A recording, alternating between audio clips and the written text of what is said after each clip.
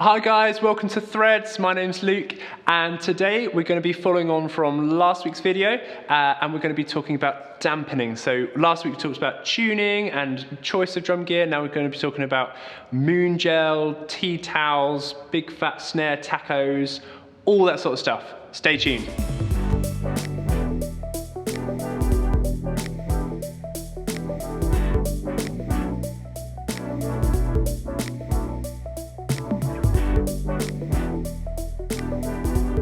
So what we'll do is I'll just play a quick little groove, the same as before-ish, just so you can hear the difference when it's all together. And then what we're going to do is we're going to talk about dampening when it comes to that, and we'll play that so we can see them side by side. So we can see totally untuned, undampened, tuned but not dampened, and tuned and dampened.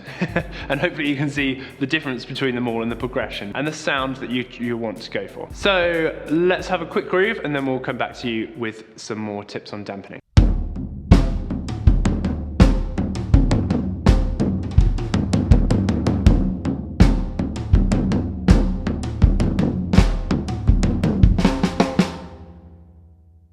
So let's talk about dampening. That's the main thing.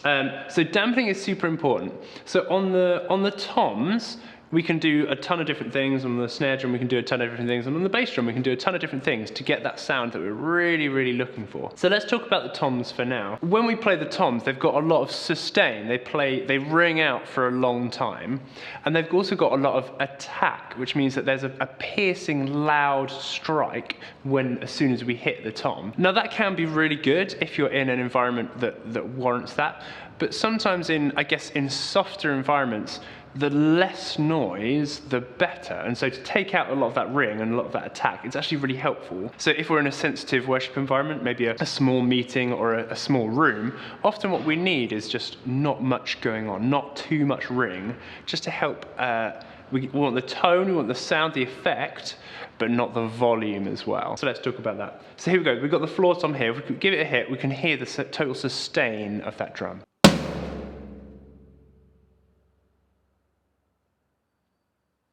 So there's a lot of attack there and a lot of ring. But what we're going to do is we're going to put some MoonGel or some dampening on it. So MoonGel is, I guess, the common industry standard. I guess it's a little gel block. I'll show you some. That'll be helpful, wouldn't it? So we have MoonGel. It comes into this. It comes in this little pot. This is not a sponsored deal, unless Oscar's done that without me knowing. This is not sponsored. MoonGel's great. They come in little pots, and they're just little blue cubes. I'll show you. So they're little blue cubes like this. This one's a bit used. They're nice and stretchy. They get pretty mucky pretty quickly. And all they do is they're like little jelly things, and they just slap them on the toms. And what they do is they help the tom to, I guess it reduces the resonance. There's also this other version called Slapklatz, which sounds very German, Slapklatz, yeah. And they're the same vibe, but they're just different. They're circular, and they're little jelly things like that. So I'm going to put a couple of them on the floor tom, and we're going to play the floor tom, and hopefully we'll see the difference between when it's got the MoonGel and when it hasn't got the MoonGel. Here we go. So this floor tom now has got 3 pieces of MoonGel or Slapklatz, if we're going for the German, on there. And let's see how it sounds. I'm going to give it a big hit.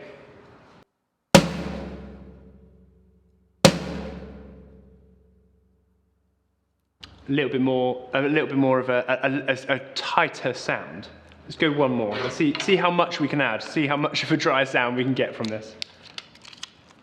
Here we go.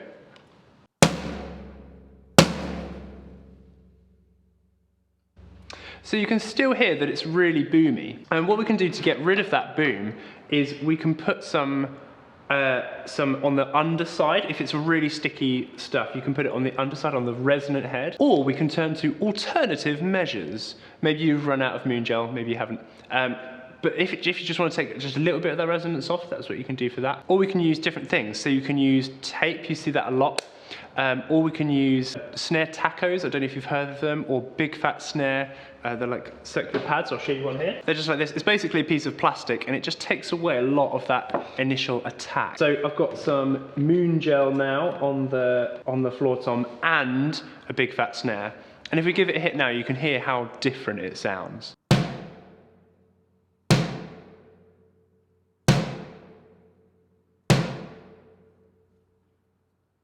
So it's real big, chunky, a big thud rather than a boom.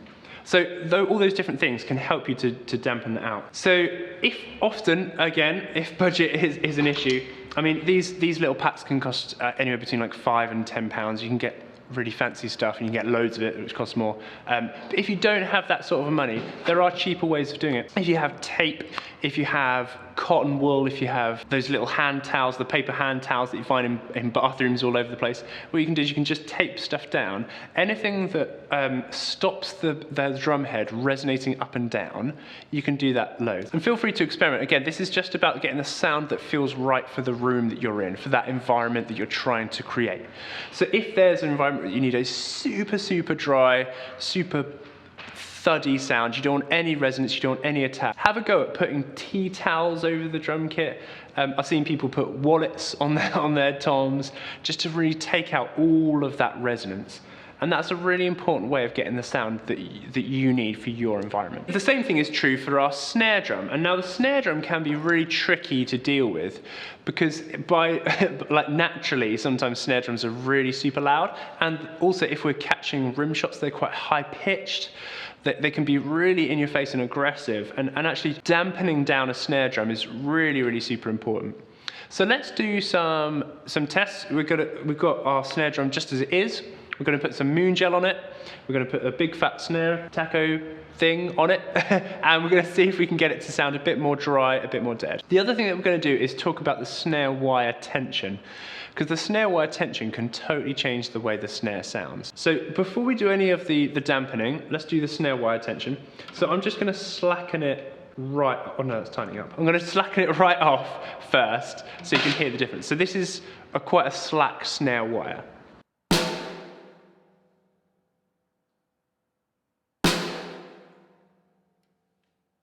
Maybe we can go even slacker than that. Even slacker than that. Here we go. There we are. So that's super, super loose. You can hear lots and lots of buzz, lots and lots of ring. But if we go all the way the other way, what we can do is we can hear the difference again. And what you'll hear is it should be really cracky, really poppy, and you won't get much snare response. And it's really hard to actually put the tensioner up. Woo! That sounds like a marching snare.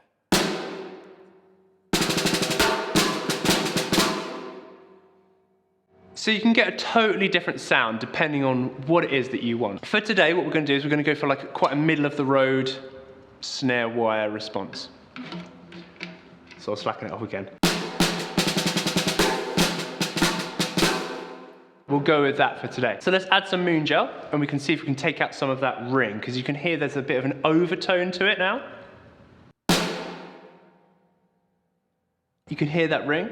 So I've done my best to tune that out, but with some snares, with some things the way they are, it's always going to be there, or you're going to have to sacrifice the sound that you want, the tone, for the ring. And so you've got to find that balance. And again, it's all about knowing the drum that you have. Sometimes we just don't have time to tune. Sometimes it's 10 minutes before a service and we go, quick, we've got to make this sound good. So here we go. So here's the same drum, same tuning, and we're just going to add a Slapklatz, our German MoonGel. Here we go. Just one piece. That's pretty good. That just takes away most of the ring automatically. Let's put quite a big piece on as well. Cool, it's getting even drier and drier every time we add something. So now let's see what happens if we add a big fat snare pad on it. Often what this does is it takes away a lot of the attack, which is the thing that's loud, which is the thing that's aggressive. And obviously if you're in a sensitive environment, we don't want that harsh attack.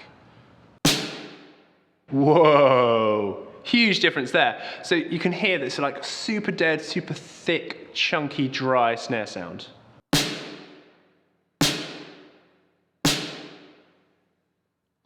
And if you combine this with some MoonGel, you can get exactly the sound that you want. We're going to talk about the bass drum. Now, bass drum dampening is so important.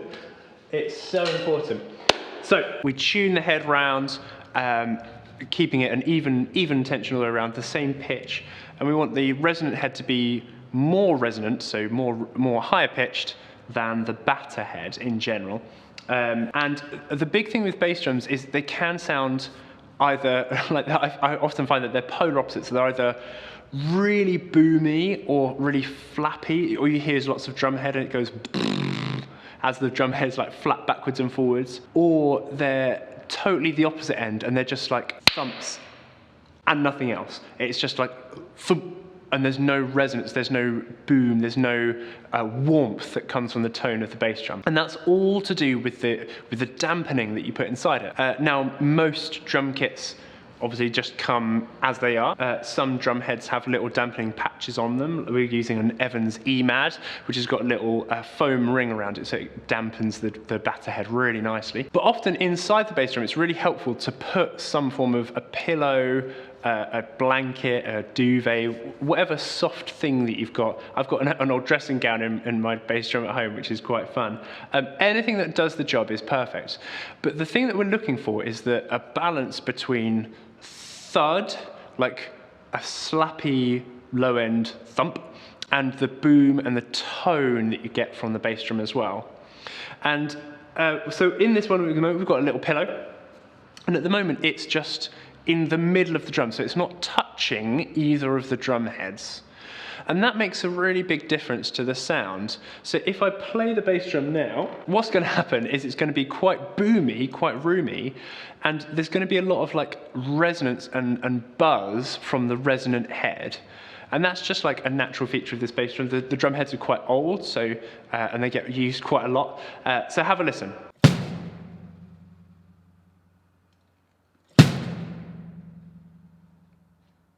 So what I'm hearing there is that there's a really nice thumpy low end waft, but actually under these circumstances, it's almost too much in this room especially. So what I'm going to do is I'm going to adjust the pillow that's in there, and I'm just going to turn it round so that it's touching both the resonant head and the batter head, and we'll play it again and we'll see the difference.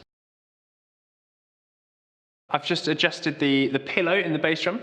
So now if I play it, you should hear it's going to sound a bit more a dry sound. It's not going to sound as boomy. You're going to hear a bit more of the beater, a bit more of a thump, but you'll still get some of the tone. It's not stuffed with loads of dampening stuff.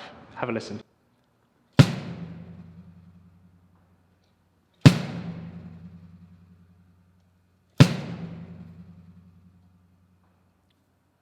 Cool. So again, you can hear there's no more or less dampening in there. I've just rearranged the dampening so that it suits the need of what we've got.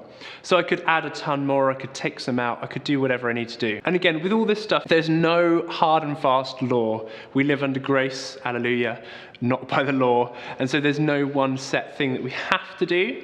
This is just, let's make it sound great. And what I'd suggest, as always, is this is a thing of practice.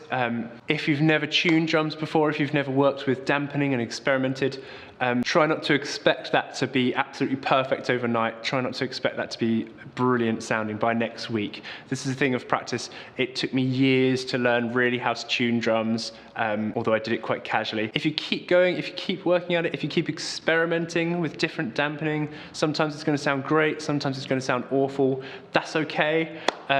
Keep experimenting, and eventually you'll learn what sounds good, what sounds not very good, what sound you want, what sound fits with the rest of your band, what sound works for your congregation, and then you can start to, I guess, use that really effectively and use our instrument really effectively for worship.